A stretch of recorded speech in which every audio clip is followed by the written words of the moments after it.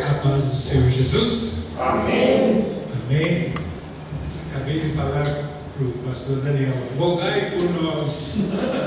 Amém. Glória a Deus. O assunto é bastante extenso para falar em poucos minutos, e que Deus nos capacite para falar pelo menos o essencial. Amém. Tudo não vai ser possível falar.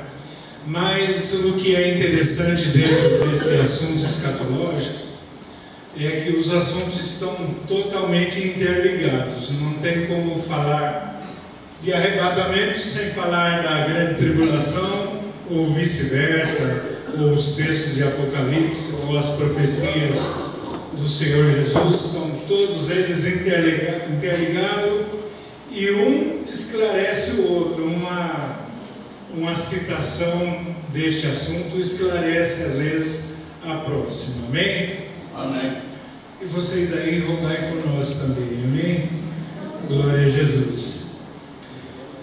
É muita coisa para falar em pouco tempo, mas fique em paz. Olha, eu trouxe até uma Bíblia bem grossa aqui. Acho que dá tempo de a gente falar pelo menos o essencial. Glória a Jesus. E quando eu comecei a preparar esse estudo, eu tenho a mania de fazer pergunta em silêncio para mim mesmo. O que o Velho Testamento nos diria a respeito deste assunto? Se tem algo lá que nos aponta para o arrebatamento da igreja. Assim, a palavra arrebatamento você não vai encontrar no Velho Testamento, a palavra, o termo em si.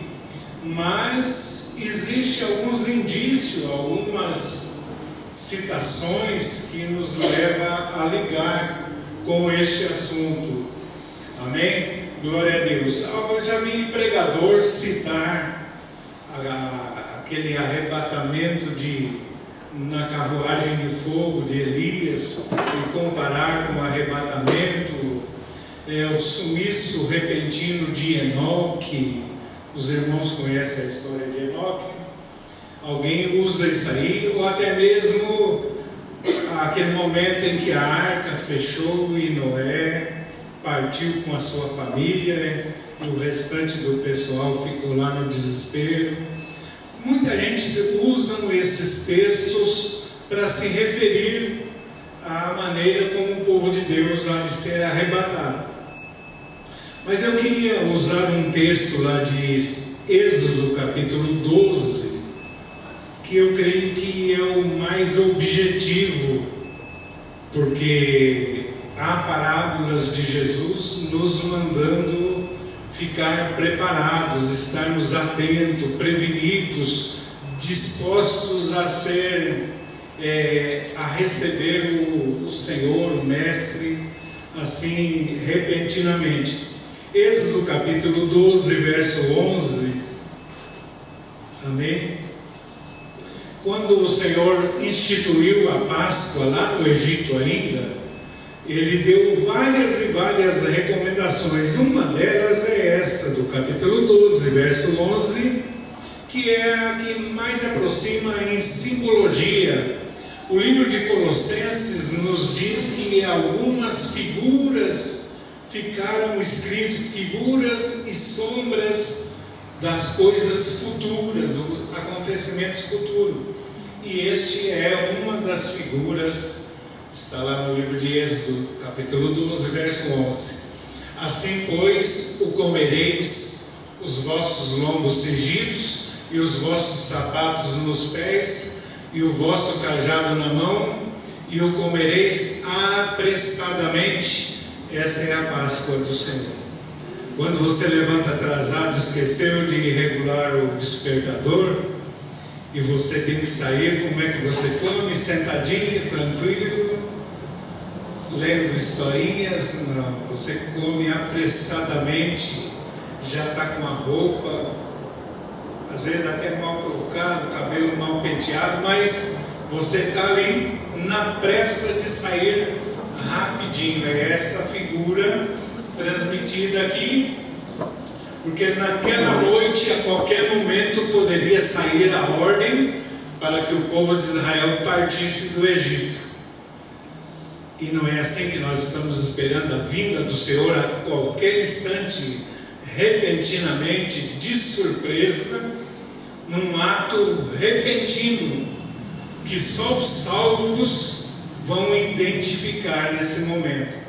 O mundo vai estar em festa, comendo, comprando, negociando e fazendo de tudo, como a vida estivesse totalmente normal, tranquila. Mas os salvos vão perceber um momento, sair apressadamente. E é este o termo arrebatamento, significa arrancado às pressas, repentino, bruscamente o povo de Deus vai ser retirado, e o texto bíblico específico nos diz que será num piscar de olhos, num abrir e fechar de olhos, o povo de Deus se foi. Então essa é a ideia que ele fala ali de sair apressadamente, os lombos cingidos, a roupa vestida, o cajado na mão e comendo apressadamente. Se a ordem chegasse, eles largavam tudo ali na mesa e fui. Já era, Já estava saindo repentinamente ali do Egito. Essa ideia é uma figura de coisas futuras, como o livro de Colossenses nos mostra. Colossenses capítulo 2, se puderem projetar, vamos ler. Colossenses capítulo 2, verso 16, verso 17. Tá? Quer te procurar aqui um pouquinho com a mão, só demora um pouquinho, mas se tiver lá.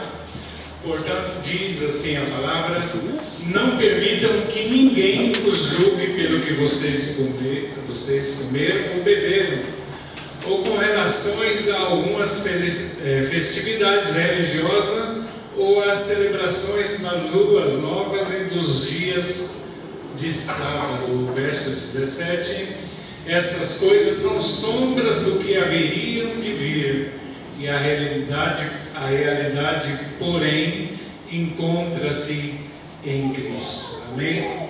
O texto principal que nós temos mais detalhado é o texto de 1 Coríntios capítulo 15 e 1 Tessalonicenses. Eu gostaria que projetasse para a gente 1 Tessalonicenses capítulo 4, do verso 13 ao verso 18. São tantas referências, irmãos, nós não vamos ter tempo de ler todas, mas a que são base para nós firmarmos a doutrina do arrebatamento da igreja. Os dois principais são estes.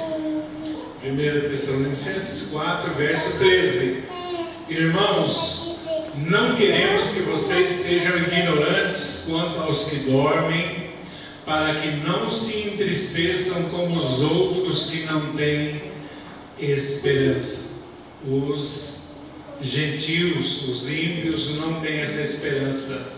Aleluia. Se cremos que Jesus morreu e ressuscitou, cremos também que Deus o trará mediante Jesus, e com ele aqueles que nele dormiram. Dizemos a vocês, pela palavra do Senhor, que nós, os que estivermos vivos e os que ficarmos até a vinda do Senhor, certamente não precederemos os que dormem, não seremos arrebatados antes dos que estão mortos em Cristo Jesus. É bom fazer essa citação. Eu tenho a preocupação de que os crentes assim, acima de 5, 10 anos de crentes, já ouviram algumas vezes a doutrina do arrebatamento. Mas e os novos convertidos assim de 1 ano, 6 meses, poucos meses? Mas do que essa gente está falando, meu Deus? E às vezes podem até ler, mas alguns detalhes não se encontram num texto só. É necessário fazer assim alguma relação com outros textos para ficar a ideia bem clara. Por isso eu vou falar assim em termos bem simplificados, para que tanto os novos na fé possam se localizar, como os mais avançados na fé também possam apenas relembrar essas coisas que nós já ouvimos. Pois dada a ordem, com a voz do arcanjo e o ressoar da trombeta de Deus, o próprio Senhor descerá dos céus, e os mortos em Cristo ressuscitarão primeiro. Amém? Ele está falando que quem morreu crendo no Salvador, quem morreu salvo, esses serão ressuscitados primeiro.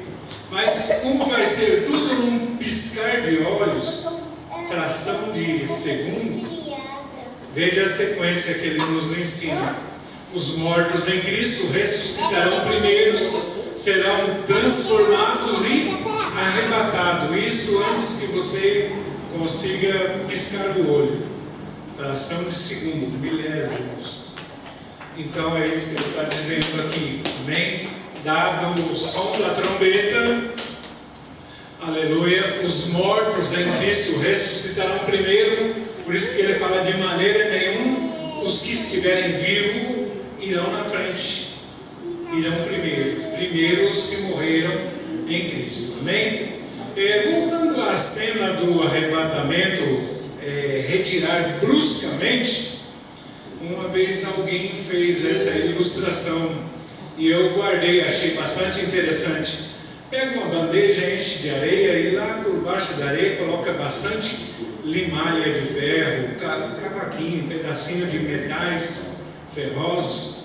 Aí você pega um imã bem potente, passa por cima daquela areia, está tudo enterrado ali, e tudo que for metálico vai ser atraído instantaneamente por aquele imã forte.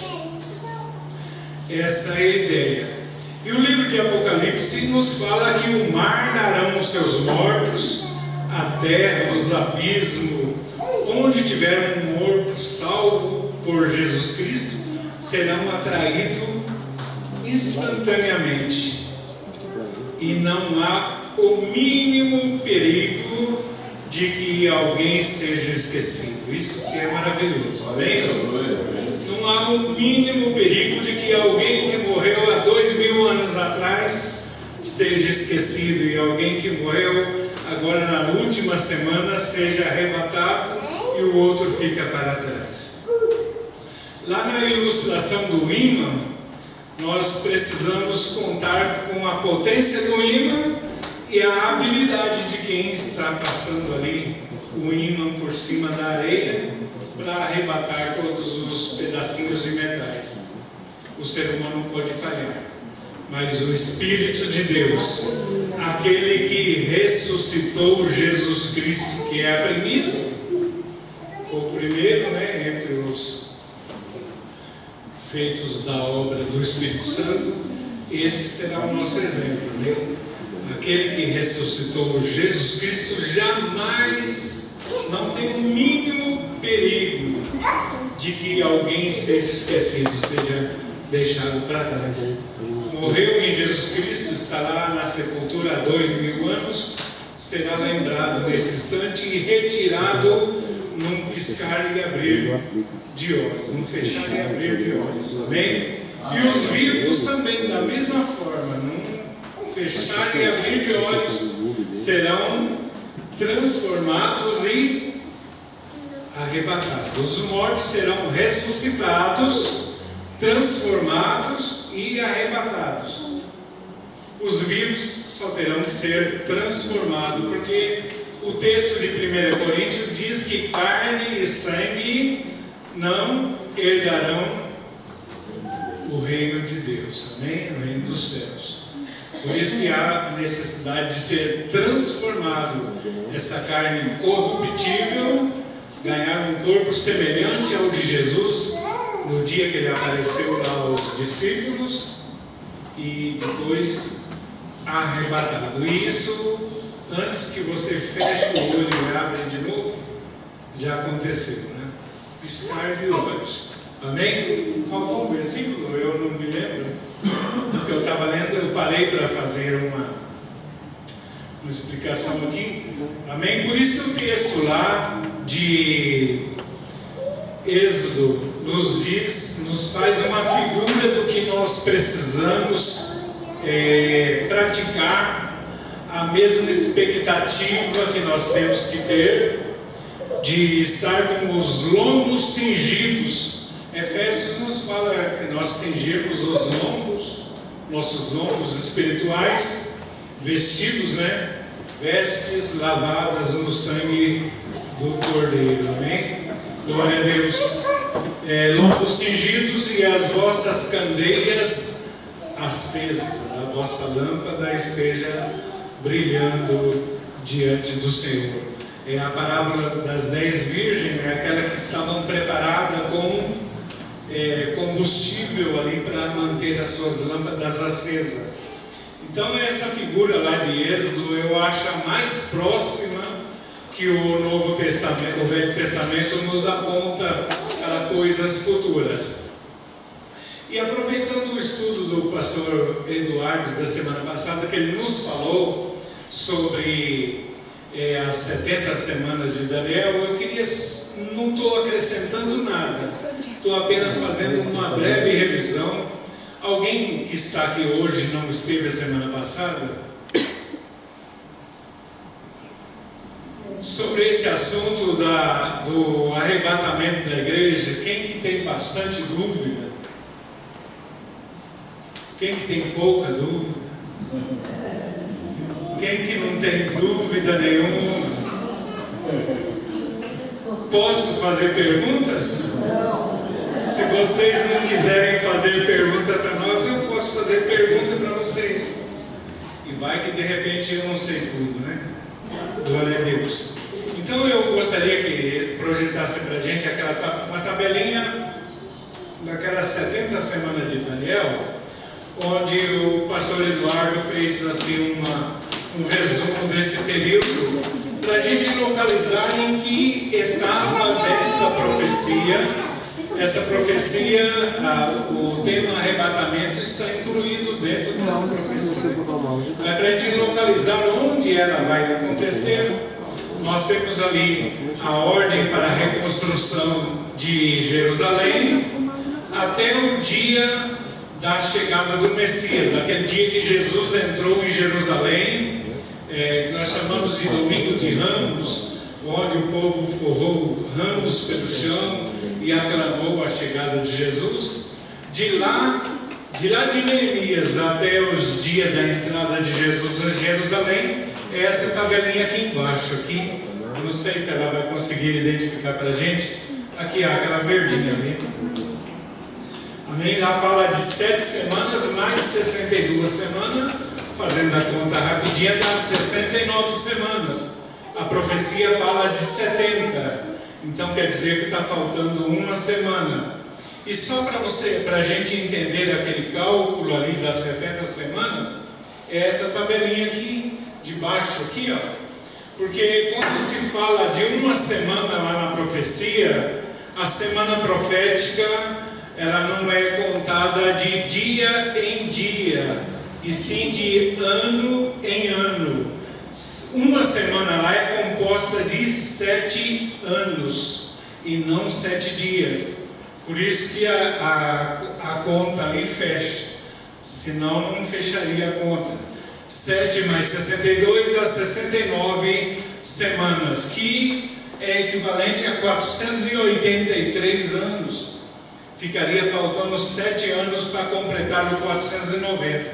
E aqui está a explicação. 7 vezes 7, 49, 62 vezes 7 dá mais 434 anos, somaria um total de 483, fica faltando 7 anos. Esses 7 anos é exatamente os 7 anos da grande tribulação. Quando você vê a profecia lá de Daniel, poxa, mas fica difícil de entender. Mas se nós trocarmos dias por anos, fica mais fácil de compreendermos, amém? 70 vezes 7 daria os 490 e 90 anos. É nesse intervalo aqui, quando Jesus Cristo foi removido da terra, foi morto, ressuscitado, daqui a pouco nós vamos entrar num pontinho mais polêmico da situação. Diz muitos historiadores que nesse período de tempo entre a retirada do Messias foi morto, Jerusalém foi destruída nos anos 70 da nossa era. Nesse período de tempo, Deus pegou o controle remoto e deu pausa na história. Entrou o período da graça, a era da graça que nós costumamos chamar, e já está durando aí cerca de 2000 anos, talvez um pouquinho mais. E nesse intervalo em que o Senhor apertou o pause ali do controle remoto, até o início da grande tribulação, nós estamos vivendo a era da igreja, a era da graça do Senhor Jesus. E daqui a pouco nós vamos falar de 3 linhas de pensamentos que entendem diferente essas datas. Mas antes disso, nós cremos, pelo menos é a minha posição, eu posso falar por mim, que nós cremos que assim que o Senhor apertar de novo o start lá do controle remoto, acabou a era da graça, a era da igreja aqui nessa terra. O Senhor Jesus disse que esse evangelho seria pregado a toda criatura, a todo mundo, e então viria o fim. Seria um momento quando o Senhor reconhecer que todo mundo já foi alertado, já foi avisado, ele aperta novamente o controle remoto e deixa o tempo seguir. Então é nesse intervalo de tempo que acontece, pelo menos é assim que eu creio, o arrebatamento da igreja. É aí que nós estamos inseridos. Diz alguns historiadores que Deus, quando viu que Israel rejeitou o plano de salvação, rejeitou o Messias, ele deu essa pausa no tempo. Mas lá na frente ele vai cuidar do assunto de Israel novamente. Enquanto isso, ele está cuidando de um povo chamado Igreja do Senhor, servos do Senhor.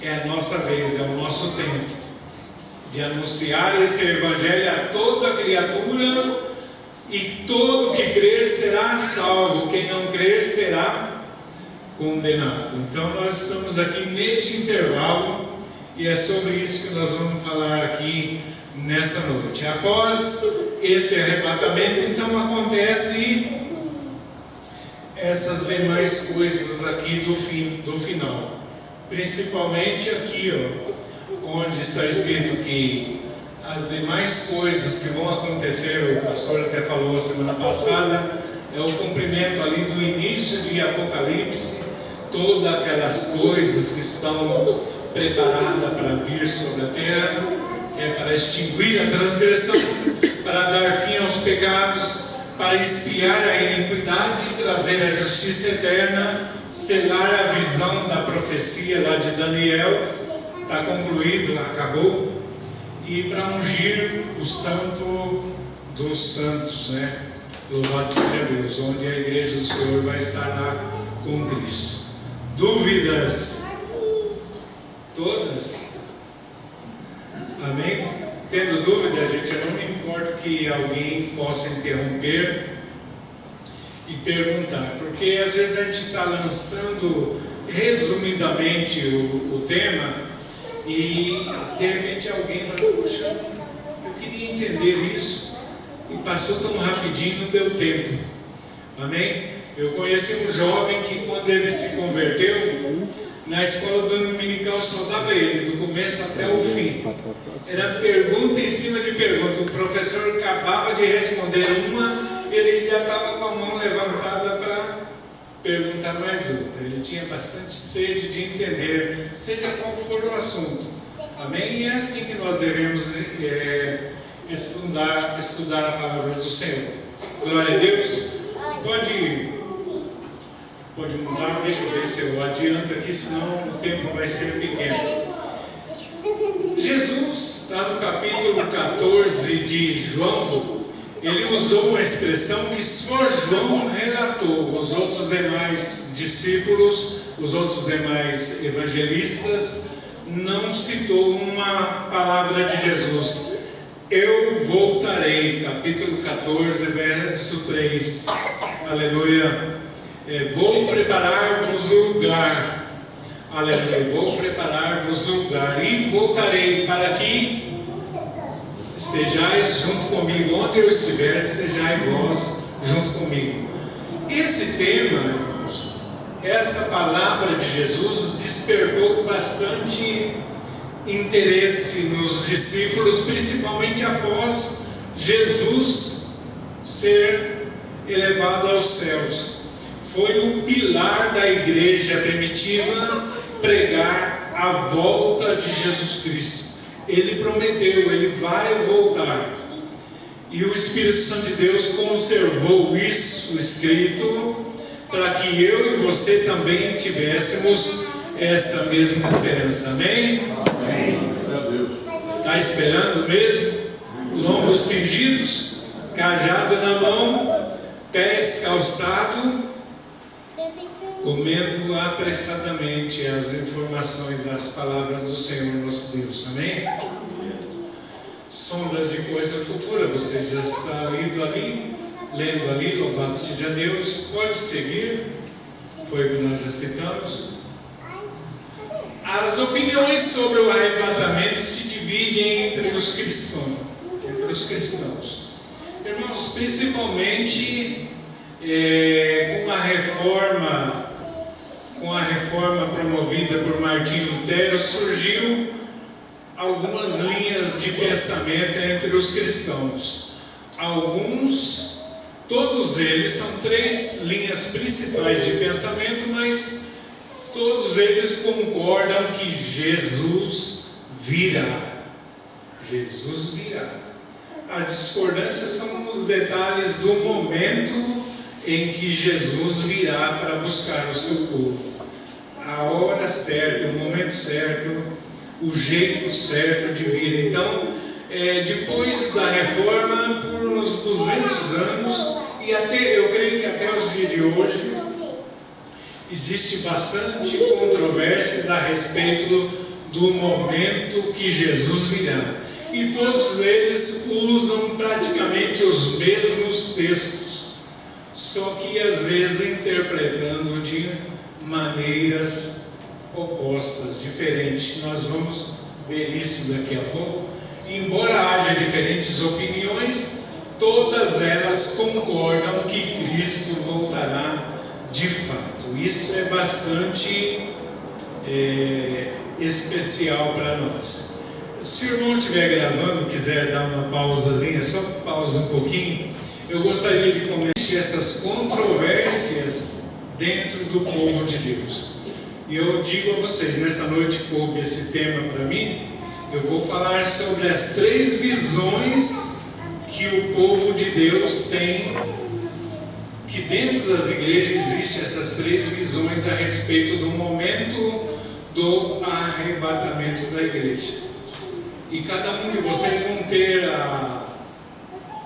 vamos dizer assim, a oportunidade de revisar os textos. Eu tenho aqui os textos bíblicos, depois eu posso passar para quem tiver dúvida, e adotar a sua posição.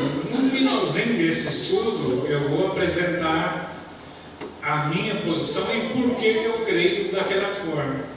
Foi depois de ouvir muitas e muitas vezes, ler muitas e muitas vezes, até as ideias divergentes, que eu assumi uma posição. Se alguém me apertar na parede, eu falei, eu creio nisso por causa disso. Amém? Vamos fazer que nem os crentes de Bereia, né? Os bereanos, né? Não é assembleianos não, tá, irmãos? É os bereanos. Quando Paulo chegou lá pregando Jesus Cristo, o que esse tagarela está falando? foram lá, correram, pegavam as escrituras que eles tinham naquela época e conferiam para ver se o que Paulo estava falando era verdade ou era alguma lorota. Até inclusive lá eles chamam Paulo com uma expressão, me fugiu agora. Me fugiu a expressão que eles se referem a Paulo, que eu achava que ele estava ali contando lorota, contando uma historinha, e foram lá e pegaram os textos bíblicos que eles dispunham e conferiram com a escritura e reconheceram que Paulo estava falando do Velho Testamento, de coisas já profetizadas. Amém? Então, a questão a respeito do... Deixa eu conversar com o nosso amigo aqui, tem 15 minutos ainda. A respeito do arrebatamento da igreja, eu falei que o tema é muito vasto para falar em algum momento. Existem essas 3 linhas de posições que cristãos desenvolveram ou raciocinaram, chegaram a essa questão aqui: o pré-tribulacionismo, pós-tribulacionismo e o tribulacionismo também, como é citado. São as diferentes posições cristãs acerca do arrebatamento, mas todos eles creem que de fato vai acontecer o arrebatamento da igreja. São pessoas que estão dentro da igreja do Senhor e desenvolveram um raciocínio diferente do mesmo assunto. Mas ao final eu vou apresentar a minha posição, qual das 3 que eu adotei para mim e por que eu adotei elas. E eu gostaria que vocês tivessem a mesma oportunidade de pensar sobre o assunto. Pensar mesmo, se quiserem pesquisar sobre ele, seja na internet, ou em livros, ou na escritura, mas adotem uma linha de pensamento. 1 Pedro 3,15, Pedro diz assim para mim: santificai a Cristo em vosso coração, estando sempre prontos para responder com mansidão e temor a todos que pedirem razão da esperança que existe em vós. Você espera Jesus Cristo para antes da grande tribulação, você vai ter que apresentar uma razão por que você crê nisso. Você espera Jesus no meio da grande tribulação, só aí já é muito arriscado, né? Você vai ter que ter como explicar isso. Você espera Jesus só no final da grande tribulação, você também vai ter que ter base para explicar essas coisas. Amém? Vamos em frente? 15 minutos vai ser pouco, mas vamos lá. O que dizem os pré-tribulacionistas? Eu vou ler, eu tenho mais anotações diferentes aqui, mas eu vou ler ali para que a gente possa ajudar você a compreender. Essa visão defende que a volta de Cristo se dividirá em 2 etapas. Primeira, Cristo virá em um momento secreto, só os salvos o verá antes da grande tribulação. Eu vou parar um segundinho aqui para explicar a respeito desses 2 momentos, 2 etapas. A Bíblia nos ensina, nos fala sobre essas 2 etapas. A primeira será o momento do arrebatamento, onde só o salvo perceberá este acontecimento mundial. Salvo em qualquer país do mundo vai perceber este momento. É o que os pré-tribulacionistas defendem essa ideia. Primeiro, Cristo virá em um momento secreto. O mundo vai achar que os crentes foram todos viajar para bem longe, estão ocupados em outras coisas, esqueceram de igreja, não há mais. Aliás, vai ter barulho sim nas igrejas, mas dos que ficaram para trás. E o mundo, os descrentes, não vão perceber esse momento secreto da volta de Cristo. Eles defendem, os pré-tribulacionistas defendem que a volta de Cristo se dará em duas etapas. A primeira chama-se arrebatamento. A segunda etapa, pode virar aqui. A segunda etapa é chamada de segunda vinda de Cristo. Neste momento, todo olho, todo ser humano que estiver na face da terra perceberá a segunda volta de Cristo, quando Ele voltará com os seus salvos, com os seus filhos nos ares, e todo olho verá, toda língua confessará. A gente canta muito isso, né? Todo olho verá, toda língua confessará, todo joelho se dobrará, reconhecendo realmente que Ele é o Senhor. Então, os pré-tribulacionistas adotam esta visão de que Cristo voltará assim, uma fração, um piscar de olho antes de iniciar a grande tribulação. Depois nós vamos ver que outras linhas de pensamento têm divergência também quanto ao período da grande tribulação. Amém? Está confuso, irmãos? Se estiver confuso, dá um sinal que a gente tenta. Estou indo um pouco na velocidade do relógio ali, mas estou tentando falar na linguagem mais simples possível para a gente poder tirar dúvida totalmente. No pré-tribulacionismo, geralmente existe uma completa distinção entre a igreja e Israel. Eles creem que a igreja será removida da face da terra, porque no período da grande tribulação o Senhor vai tratar com Israel, porque lá atrás, primeiro capítulo do livro de João diz que Jesus veio para os seus e os seus não o receberam, mas todos quanto o receberam foram-lhes dado o poder de serem chamados filhos de Deus. Então o Senhor apertou ali a pausa no controle remoto, deu tempo para a igreja anunciar o reino dos céus, e lá na frente Ele vai acionar novamente o relógio profético a respeito da profecia que Ele deu a Daniel. Então é como se vai chegar um momento em que Deus vai dar uma pausa novamente sobre o trabalho da igreja na face da terra, e agora Ele vai tratar novamente com Israel. Por isso que os pré-tribulacionistas fazem distinção entre a igreja e o povo de Israel. Como Deus vai tratar com esses dois povos de maneira distinta. Tratando com a igreja, recolhe ela, está lá na bodas do Cordeiro, por seus 7 anos ali nas bodas com o Senhor, e enquanto isso Ele trata com o seu povo Israel. Existem pessoas que alegam que no período da grande tribulação o Espírito Santo de Deus não estará na face da terra.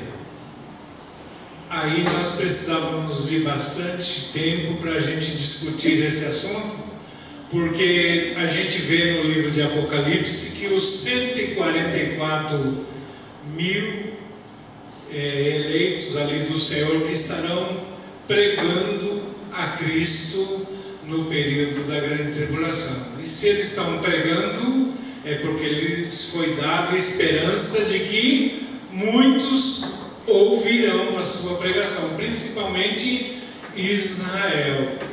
E se o Espírito que convence a gente do erro, do pecado e da justiça não estiver com eles, como eles vão crer? Como eles vão reconhecer a verdade?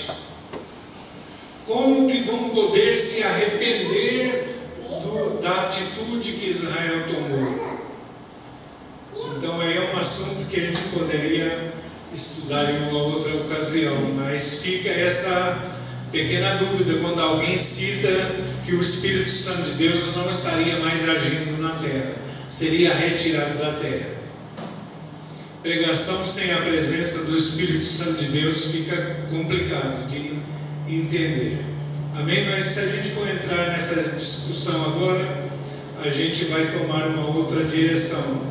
Mas eu creio que muda apenas o papel do Espírito Santo nessa data, nessa ocasião. Porque a graça já foi terminada. Agora vai ser por força e violência. Violência contra Israel, violência contra todos que continuarem professando o nome de Jesus Cristo. Se hoje está difícil para o crente se manter firme na fé, com a ajuda e a presença do Espírito Santo de Deus, imagina quando esse papel for revertido para uma outra, vamos dizer assim, uma outra perspectiva. Porque o judeu não vai poder crer no Evangelho que vão receber sem a ajuda do Espírito Santo. Mas os salvos já foram retirados, ficaram os ímpios. Como que o Espírito Santo de Deus vai estar dentro do ímpio, ajudando ele a entender o Evangelho? A graça já terminou. Pode haver divergência de pensamento, mas eu imagino dessa forma: mudará a forma de atuação do Espírito Santo de Deus. Quem não acredita assim, amém. É um outro assunto para um outro debate, um outro momento. Amém?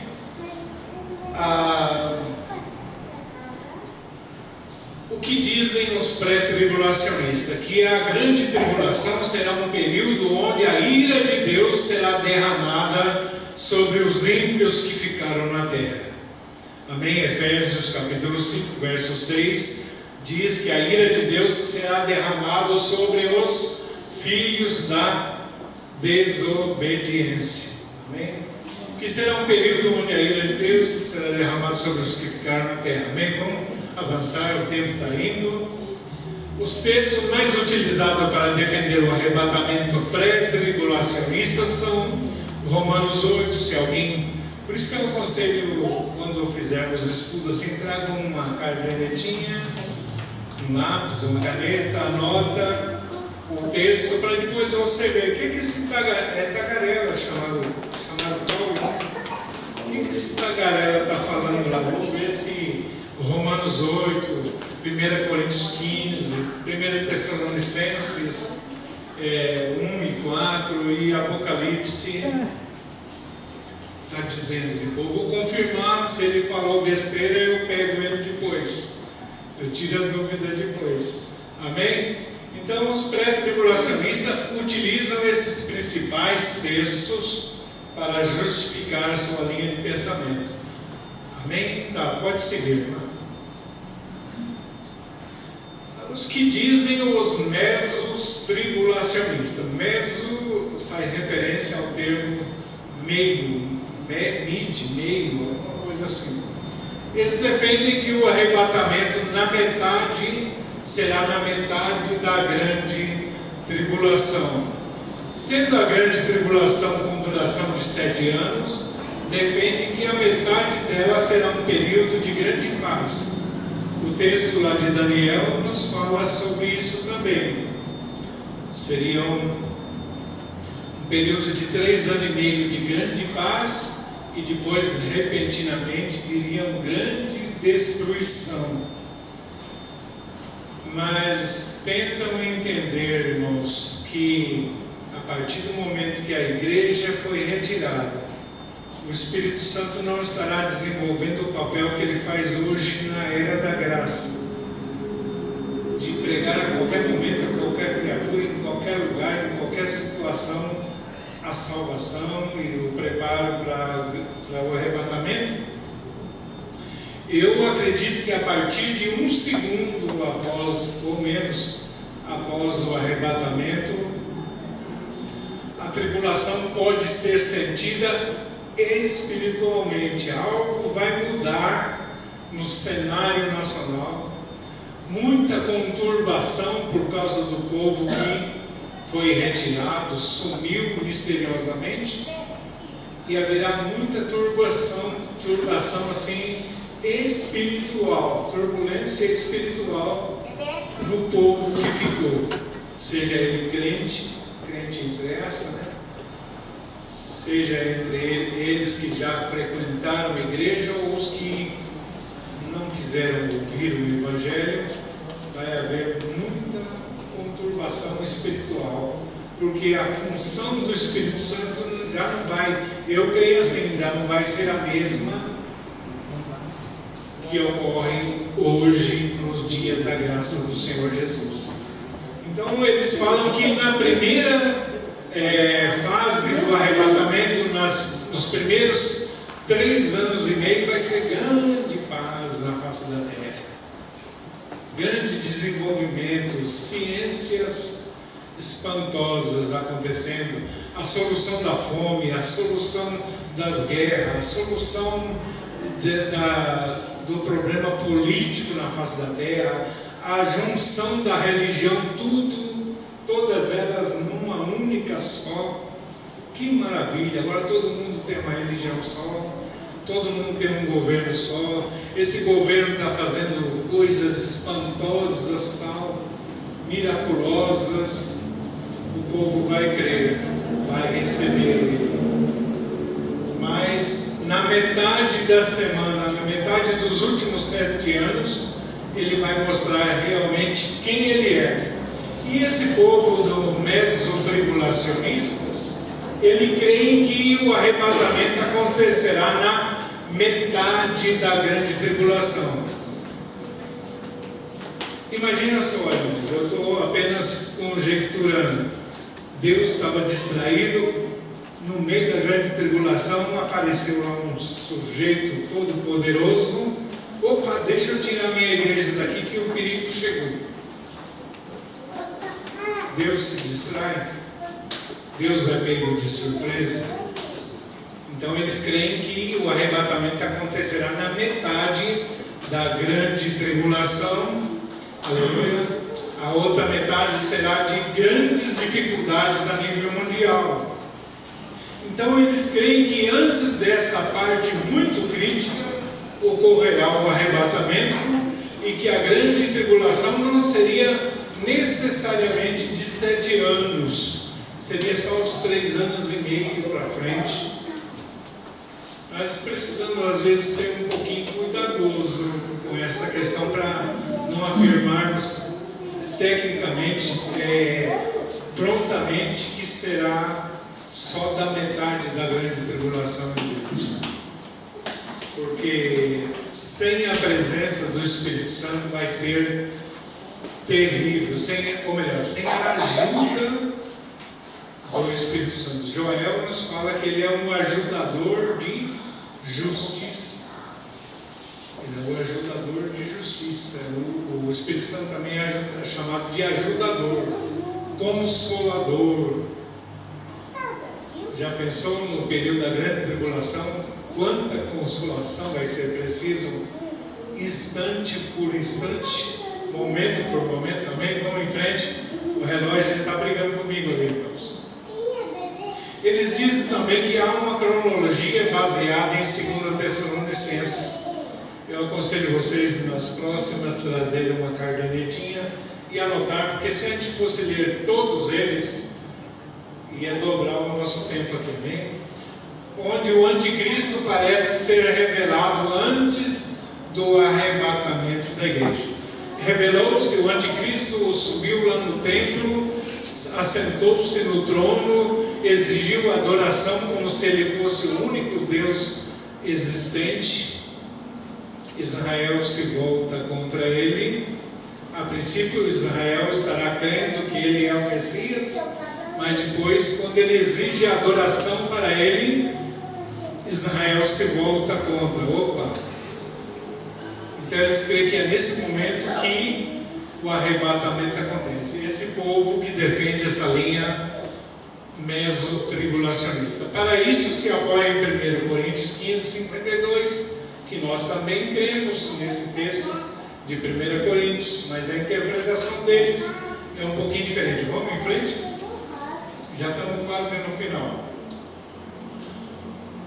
Os que dizem os pós-tribulacionistas, aqueles que creem que o arrebatamento só vai acontecer quando terminar toda a tribulação sobre a face da terra. Eles também creem que será um período de 7 anos, mas Jesus só volta ao final da grande tribulação. O arrebatamento da igreja só aconteceria no finalzinho. Eles fazem uma certa confusão com a segunda volta de Cristo, quando todo olho verá essa segunda volta de Cristo. A primeira, só os salvos. Na segunda vinda, só todo olho verá, todo mundo perceberá Jesus vindo em grande glória com o seu povo.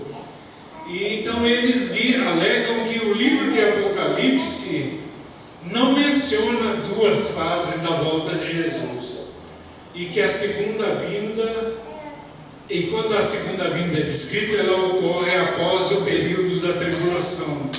Aí se apoiam também nos mesmos textos que nós já lemos, nós lemos, Mateus 24, Marcos 13, Lucas 21, e dizem eles que Jesus, nesses textos aqui, Jesus diz que só voltará no fim da grande tribulação. É a interpretação deles, desse povo que crê que o arrebatamento acontece só no final da grande tribulação.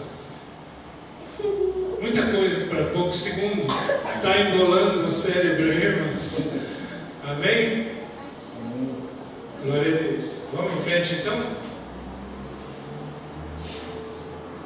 E que isso ocorrerá após o período da grande tribulação, e que a grande tribulação não precisa ser necessariamente de 7 anos, que é a última semana que falta lá na profecia de Daniel. Como alguns deles creem que Jesus só volta no meio da grande tribulação, então não precisa ser 7 anos de tribulação, vai ser só 3 anos e meio. Aí nisso Jesus vem no meio da grande tribulação, ou depois, quando terminar tudo isso, ele vai aparecer nos ares, tal, todo olho vai ver, não tem como esconder de ninguém.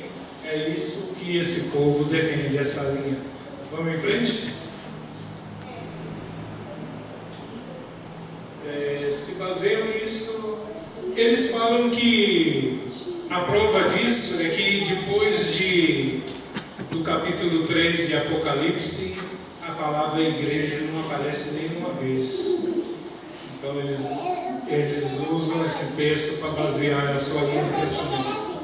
E quando a segunda vinda é descrita, ele ocorre só após o período da grande tribulação. Está dando para fazer entendimentos corretos, irmãos? Alguns alegam que Jesus virá antes, outros creem que Jesus virá no meio da grande tribulação, e outros creem que Jesus só virá no final. Mas todos eles pregam sobre o arrebatamento da igreja. Vamos em frente?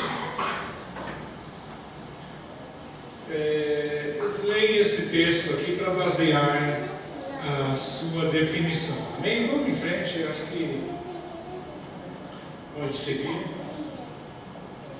Motivos, estou encerrando já, tá, irmãos? Motivos porque eu defendo o pré-tribulacionismo. Eu, depois de participar muitas vezes desses estudos, eu falei, eu tenho que tomar uma posição, eu não posso ficar boiando uma hora defendendo uma coisa, como aquele meu amigo pastor, hoje ele nem está naquele ministério mais, nem sei por onde ele anda, mas e ele era meio sacuado na hora de, quando alguém apertava ele, não, porque participamos de tanta discussão sobre isso, e tem gente que crê assim, tem outro. Amigo, você tem que tomar uma posição, ou de um jeito ou de outro.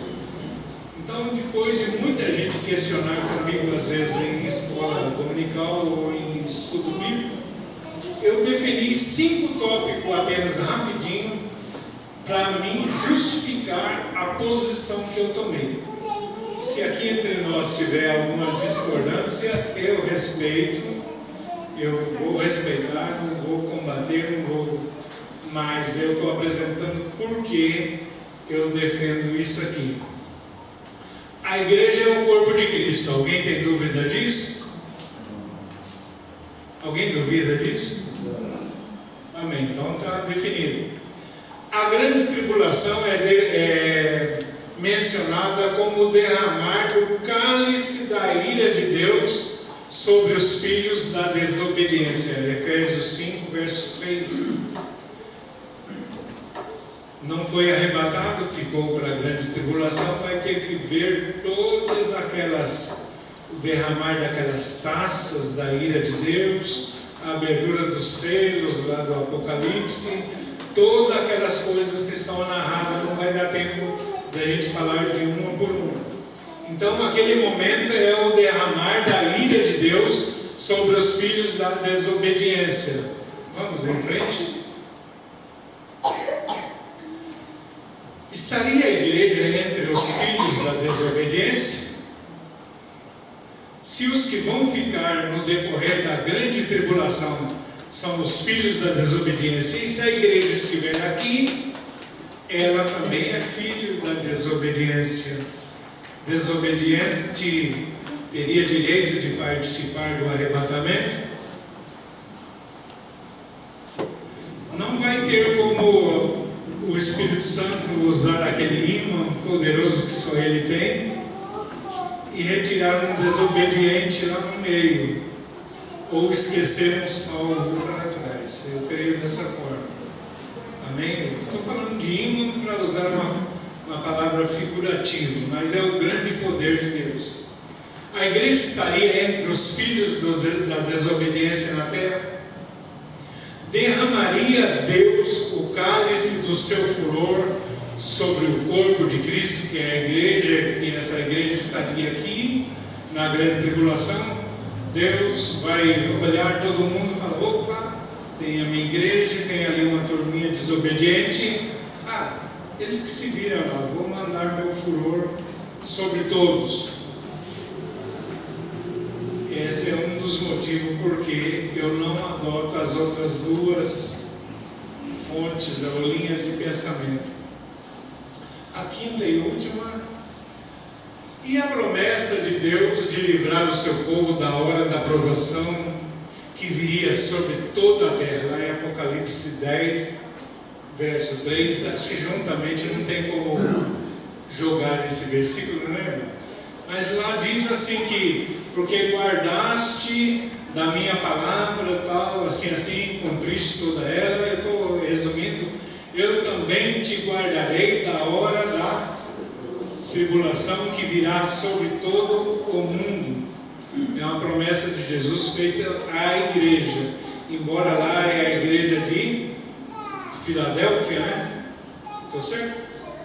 Filadélfia, que ele faz essa promessa, que ele guardaria a sua igreja, os seus salvos obedientes, temente a ele, da hora da provação.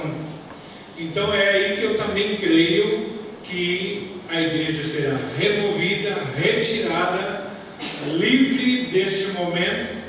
Por isso que é um dos motivos, eu anotei só 5, porque eu defendo o pré-tribulacionismo.